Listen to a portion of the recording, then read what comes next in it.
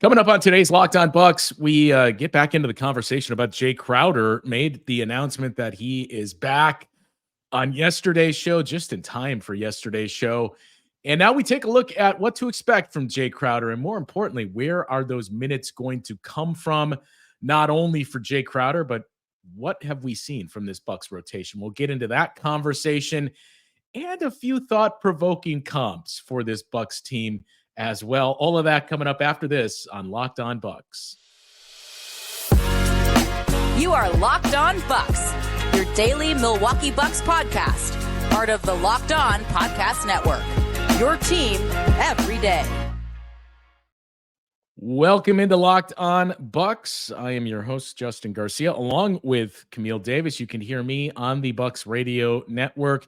You can hear Camille on the Carry the G in MKE podcast, as well as the Technical Foul podcast. And we both thank you for making Locked On Bucks your first listen every day. We're free and available wherever you get your podcasts and viewable on YouTube as well, part of the Locked On Podcast Network, your team every day. Today's Locked On Bucks is brought to you by FanDuel. Make every moment more. Right now, new customers get $150 in bonus bets guaranteed when you place a $5 bet.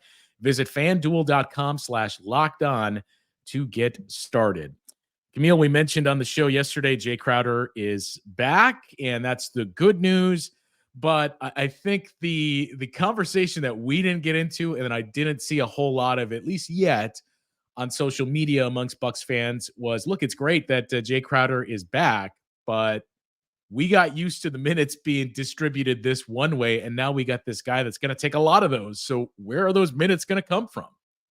That's the question, because if you take a look at how many minutes Jae Crowder was playing before the injury, again, he played 9 games. He got injured during the Orlando game.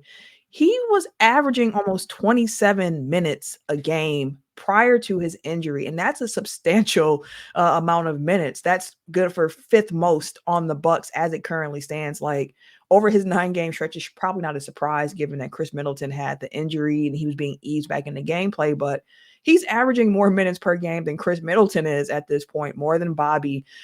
So when you look at who's going to have to see their minutes reduced for him to get back on the court, it's a really interesting thing to think about because, of course, when he first comes back, I don't think we're going to see him getting thrown out there and jumping right back into 26, 27 minutes a game.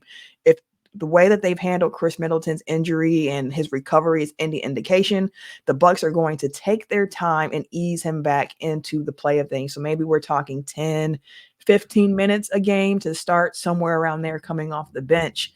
And when you think about positions that he plays, 3, 4, we know he can guard 2 through 4, but you're going to see him more times than not as a forward on the court. So that makes me think like, hey, do we see Bobby Portis's minutes decrease? Because at the start of the season, he was playing, 18, 19, 20 minutes a game until that ramped up a bit, I think like 6 or 7 games into the season. So I think Bobby's somebody who might see his minutes decrease.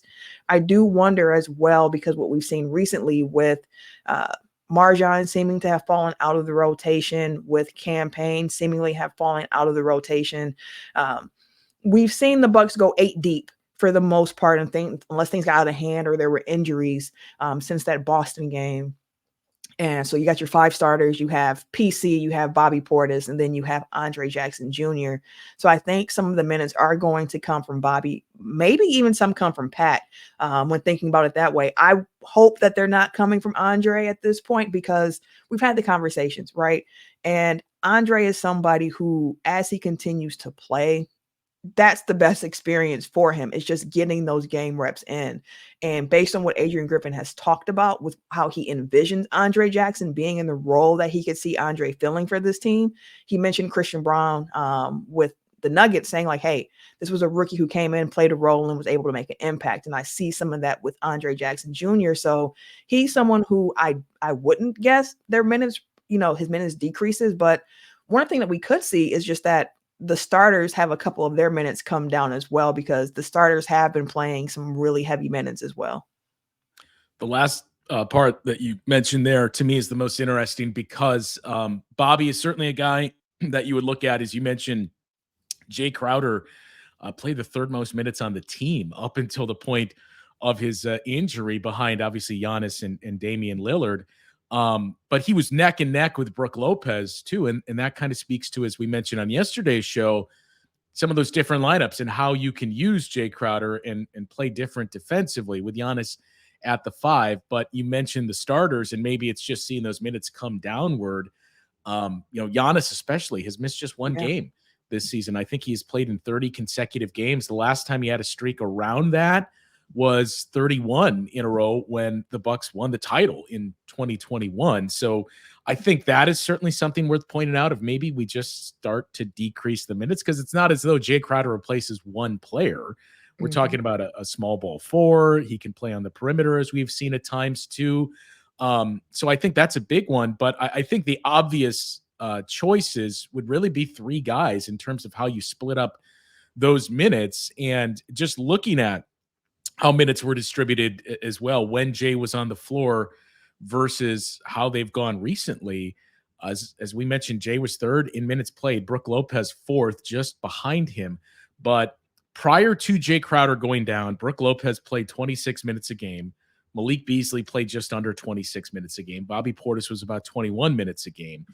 And from the games played without Jay onward, we've seen Brook go all the way up to 33 minutes. Malik's up to about 31 minutes, and Bobby's up to 24 minutes. So right there, you're looking at that around 15 minutes or so, which we think may be the kind of soft launch for Jae Crowder, to just kind of ease him back into things. That it might just be as simple as we still want to play Andre Jackson Jr., but maybe we just reduce some of the minutes of some of those starters, and that's the easiest way to fit him back in.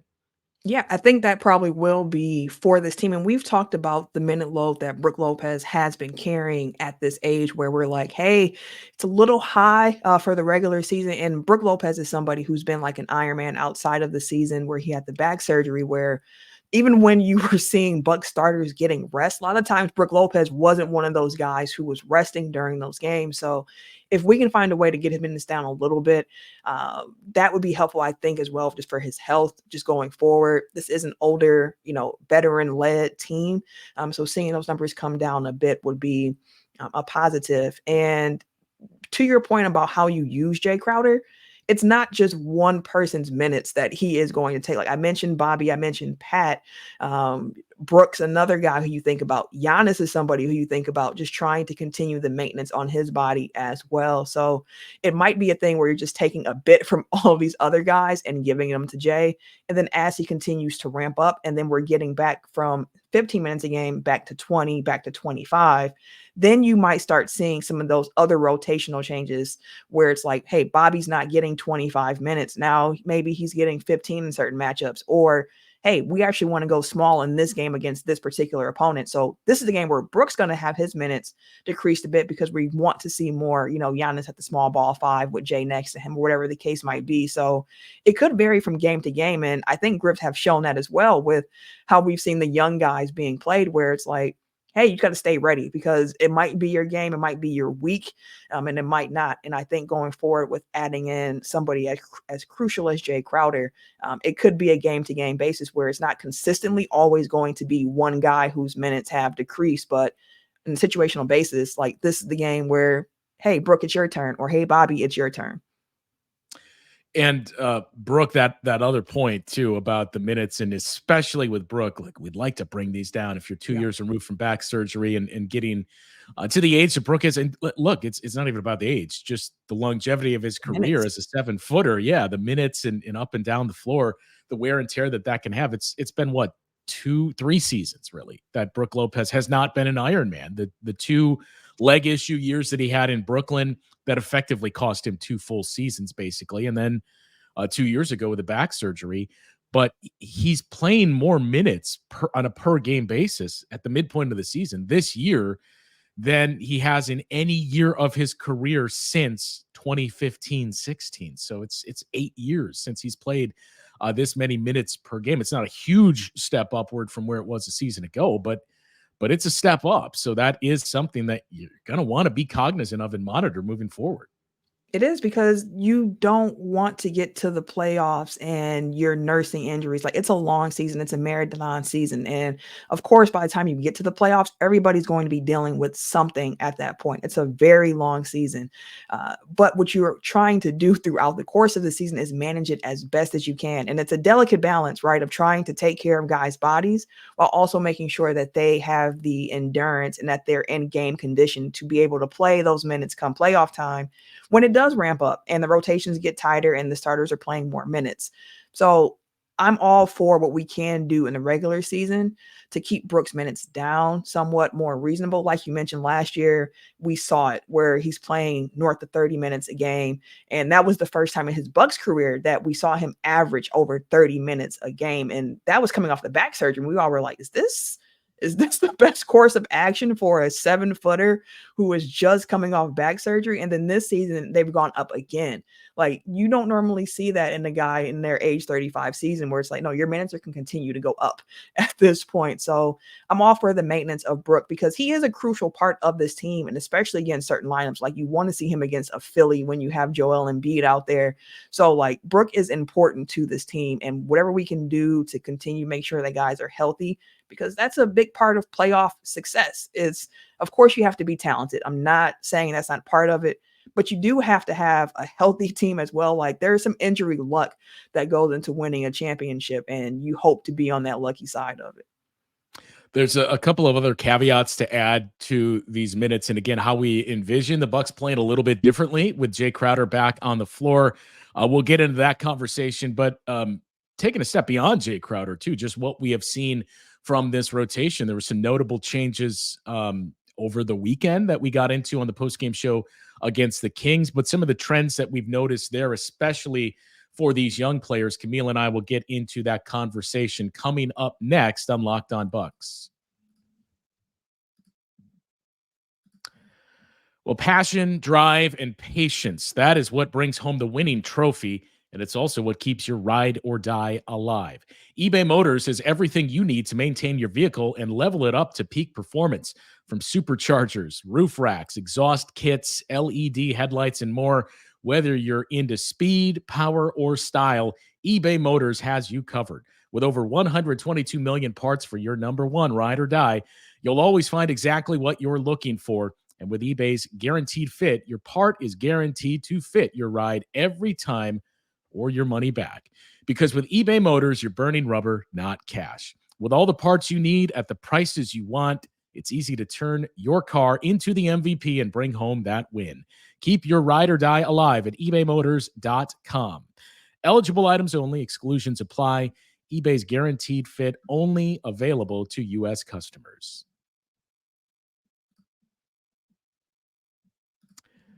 Camille, we should also remind the audience, Locked On has launched the first ever national sports 24/7 streaming channel on YouTube, Locked On Sports Today. It is here for you 24/7, covering the top stories of the day with the local experts you would expect from Locked On. In addition to all of our national shows that cover each and every league, a lot to get into now as you think about the NBA channels, where you're keeping up with all of your trade chatters. We're less than a month away from the trade deadline. And of course, all of the football playoff action going on. So a lot to follow on Locked On Sports Today. Subscribe on YouTube to the First Step Sports 24/7. All right, so we mentioned some of these young guys and the rotational changes that we've seen. One thing I do want to point out really quickly before we get into that too. And again, it's a small sample size. We had that conversation over sample size yesterday. Yeah.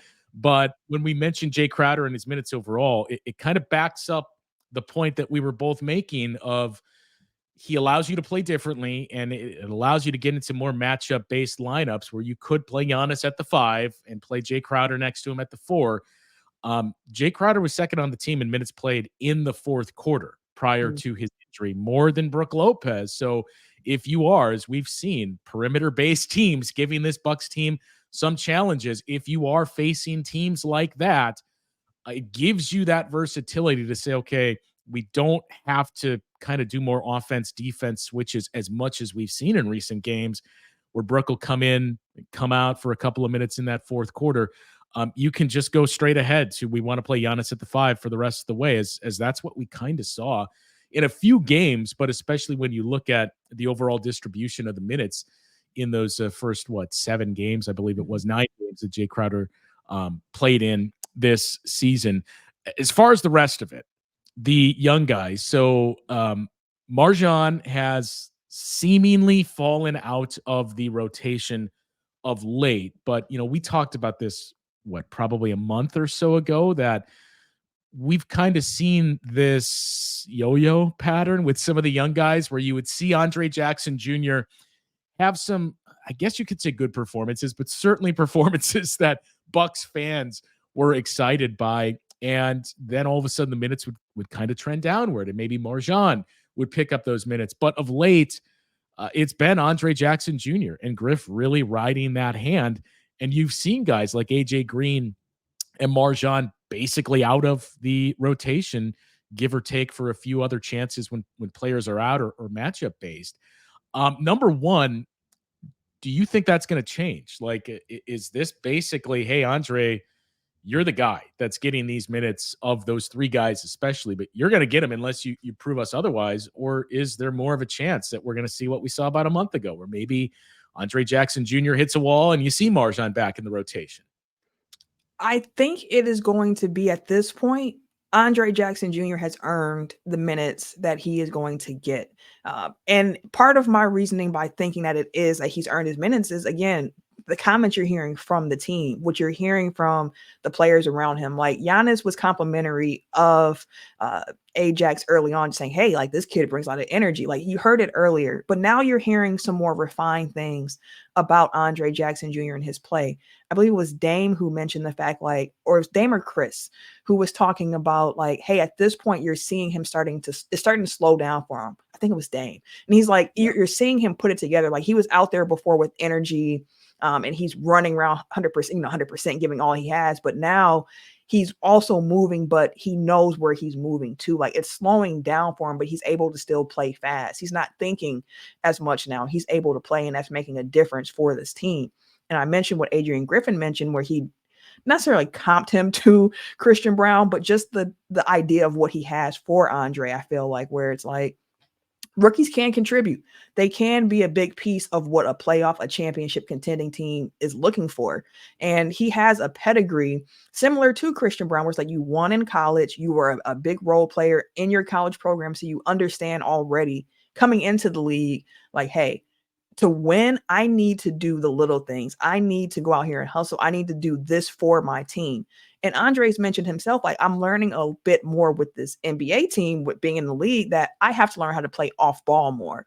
I played a lot more on ball in college. So that was an adjustment for him, in addition to adjusting to the NBA game as a whole. And we've talked about what Andre brings to this team and how necessary it is because of the age, just what he's able to do, the athleticism that he has, the offensive rebounding that he brings. Like, he's a smart player. The screen assist, as I'll call him, where he's, screening for a player on his team to get an open shot, the hustle. He just always seems to make a play that benefits the Bucks. And even when he's fouling, a lot of them, shouldn't say a lot, but a good portion of them, I feel like, are just rookie calls where it's like, I'm like, the Rook's playing defense, but he's getting whistled for playing defense, or he's the guy who's getting caught, retaliating to what the offensive player did to him. So as time continues to go on, those are things that he'll learn and pick up from, you hope. And that's part of why I think that is so important for him to continue to have his minutes, because the only way he's going to get better at that is having more game reps and also more time on the court with the core guys of this team and learning how to play with them, how to fit in with them.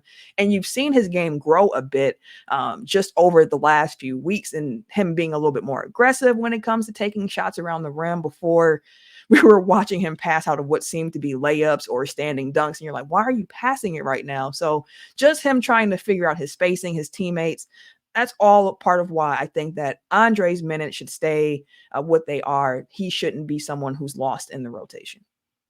So the interesting thing to me is it does feel like we have seen this market shift in it's Andre's time, and there is a lot of replication too. They're basically identical in terms of their size. They're both 6'6". MarJon has a little less build to his frame, But you just look, it's not to say that MarJon doesn't bring that energy either, but there's no denying what you see from Andre Jackson Jr. Griff called him a playmaker over the weekend. And we talked about yesterday too.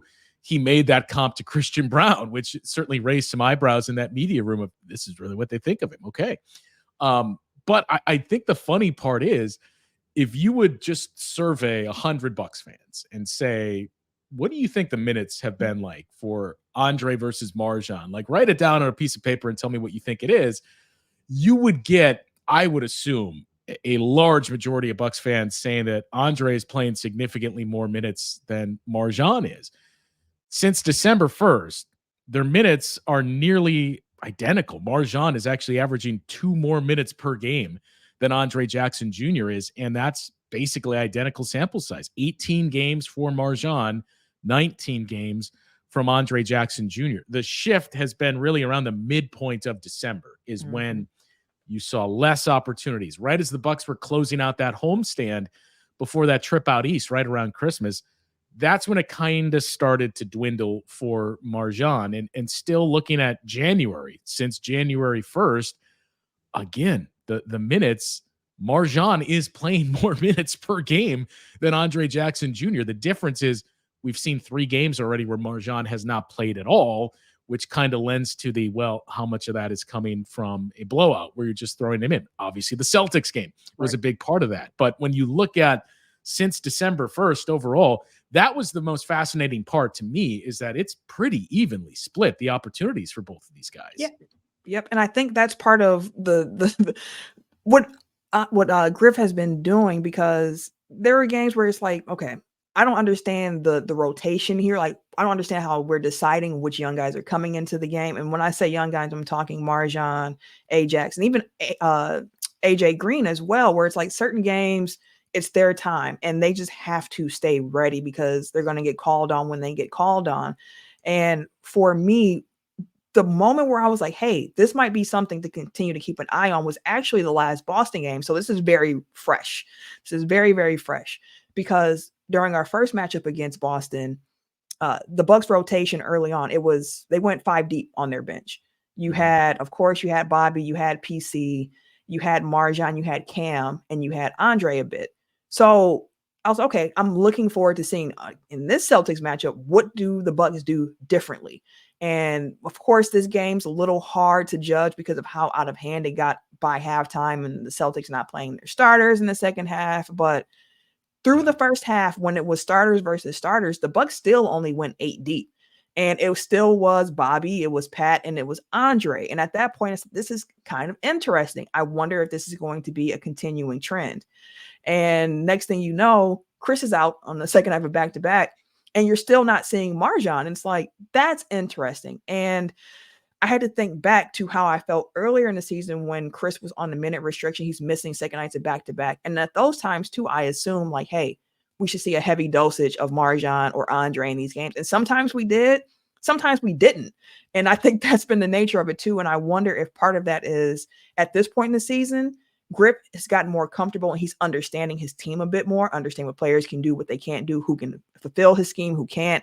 And he's starting to adjust around those edges, or if that is just going to be how he handles his rotations in the regular season, where it's, hey, you know what, this week or tonight, it's you. So you go. So it's something to continue to watch, because the early trends are really interesting about MarJon's role in the rotation. And to that point, too, if we just look at the first half of that game most recently against the Celtics, the minutes were pretty evenly distributed, too. That all of your starters, except for Chris, were clocking in at around 18 minutes with Brooke, Malik, Dame, and Giannis. And then Bobby was at about 12 minutes. So was Pat Connaughton. Andre Jackson Jr. at 10 minutes. So it was pretty clear we kind of like what we see here. And I think Griff alluded to that too, when he specifically addressed Campaign, and we went basically 3 games without seeing Campaign in the rotation. One of those was he was in concussion protocol. Another one of those games against the Celtics, I think he played just a couple of minutes in that game, did Campaign.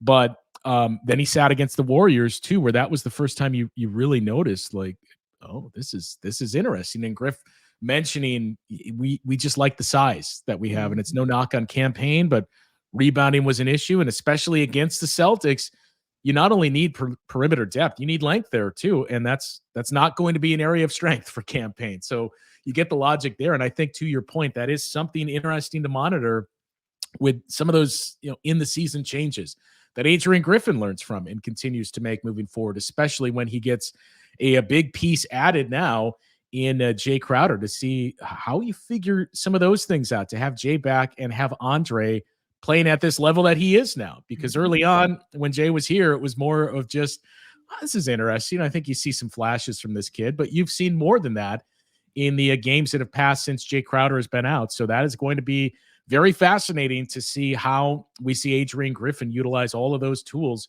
in the toolbox moving forward. I mentioned some interesting comps that may exist for the Bucks. I do want to take a look at that, and we'll do a very, very brief preview of what we got coming up with the Cleveland Cavaliers, see if there's any updates on the injury report. There should be none for the Bucks, as we know Jae Crowder is back. So we'll get into that discussion coming up next on Locked On Bucks. Well, it is time to talk to you about BetterHelp, as this episode of Locked On Bucks is brought to you by BetterHelp. And oftentimes you think about finding areas you don't excel in when we mention help and seeking that assistance. But it can be as simple as finding areas you're already crushing and finding how to advance that. We know around New Year's, we all get obsessed with how to change ourselves, and instead of just finding what's working and expanding on that. Or maybe you want to get organized in one aspect of your life. That's where BetterHelp is here to help you. If you're thinking of starting therapy, give BetterHelp a try. It is entirely online, and it is designed to be convenient, flexible, and most importantly, suited to your schedule. All you have to do is fill out a brief questionnaire, and from there, you will get matched with a licensed therapist. You can even switch therapists at any time for no additional charge. Celebrate the progress you have already made and continue to make with BetterHelp. Visit betterhelp.com/lockedon, and you'll get 10% off your first month if you go to that site today. betterhelp.com/lockedonnba. That's BetterHelp, HELP.com/lockedonnba, LOCKEDONNBA. So, Camille, I thought it was interesting that, look, we should add another disclaimer here that neither of us are trying to make the case of why is everybody so concerned. The Bucks have fixed everything. Their defense is fine. We both recognize there are areas that you need to improve and or find consistency. But I do think it's very interesting that we've heard so much chatter about the Bucks. And here's another preface too. I hate whataboutism and comparing yourself to others, and yet I'm going to do it here. But there's been so much talk about this defense is a disaster. You can't trust this defense. And yet, when I look at all the metrics here and I see some of those teams that are right around where the Bucks are currently sitting with their defensive rating, you can't help but wonder, well, where's the conversation about this team? Like, nobody is saying the Sacramento Kings are an elite defense, or the Mavericks are, though we've talked about some improvement we've seen there, but nobody's making the case of, man, this is a very good two-way team. And yet we're not hearing that same chatter about these teams that are basically sitting at the exact same spot when you look at those defensive metrics as the Bucks are. So it's just interesting to me that I think part of it is you got two stars on this Bucks team with Giannis and Damian Lillard, and there is sky-high expectations. So we always want to look for ways to nitpick and pick apart. And again, it's not necessarily nitpicking, because there are some clear issues that need to be worked out and enhanced. But the other part is, look back to the game since November 3rd, when they made that pivotal shift, literally and figuratively, to put Brook Lopez by the basket. This defense has been about the same as the Knicks, as the Clippers, who have been all the hype, as the Chicago Bulls. They're right in that area in striking distance, and about 2 points per possessions behind the Denver Nuggets. So look, it's not where it needs to be, but I think we can overinflate a lot of those issues at times. And I honestly think part of that is perception, right? I think people came into the season expecting a certain level of play from the Milwaukee Bucks, regardless of the fact if they got rid of Drew Holiday or not, because they have been so used to the Milwaukee Bucks for the last 5 years under Bud being a top 5, top 10 defense where you're like, okay, that's what we know of the Milwaukee Bucks. And if you think about that time frame, those last 5 years with Bud is really the time frame where people started to really respect and pay attention to the Milwaukee Bucks. Yeah. So before that, this was still a young team. People were saying like, hey, they're figuring it out. You're watching Giannis and Chris give their all against Toronto, and they can't get over the DeMar DeRozan, Kyle Lowry Raptors teams. You're seeing them playing against Boston and they're losing in Boston. Like you're seeing this, the Kyrie Irving, like Boston Celtics, like you're seeing this team and they can't seem to quite get it right under Jason Kidd and then Joe Prunty. Here comes Bud, revamps everything. And now people are, oh, this is who these Bucks are. This is the MVP Giannis led Bucks. This is what we expect of this championship contending level from Milwaukee Bucks. And coming into this season and seeing how they've been playing, it's like, whoa, this looks way different than what I'm used to seeing. This team defense sucks. Like this team, that all the narratives that come along with it, right? And like we said, some of that is like, hey, understand why you like. We're watching this team. We're seeing the breakdowns. We're seeing things not working right. We're seeing some things. We're like, hey, is this the best scheme? So like the questions are there, and there's a reason why questions are there. But I think the perception of how this team is expected to play in comparison to like a Sacramento Kings team, where you're like, that's offense. Like they're going to do what they do. Like I'm not mad at Sacramento for being down here, but the Bucks, that's a team I don't expect to see here. But you mentioning them being around the Knicks is one that's interesting because the Knicks, the perception around them is like, hey, it's a Tibbs team. They're going to be hard-nosed defensively. They're going to rebound. Like that's what you expect, but you're not hearing the same consternation around the Knicks defense as you are the Bucks defense. And I think part of it is, as ironic as this sounds, because New York's the biggest spotlight media size, like people expect a certain level of play from the Bucks and they haven't been getting it. The interesting thing to me is, look, if you want to cherry pick numbers, you can obviously do that with basically anything. But what stood out the most to me, and again, it's why we say, I'm not saying that it's not as bad, that it's just, okay, we understand that things need to progress and improve, and we're not here to deny that. But I think we can take it a little extreme at times.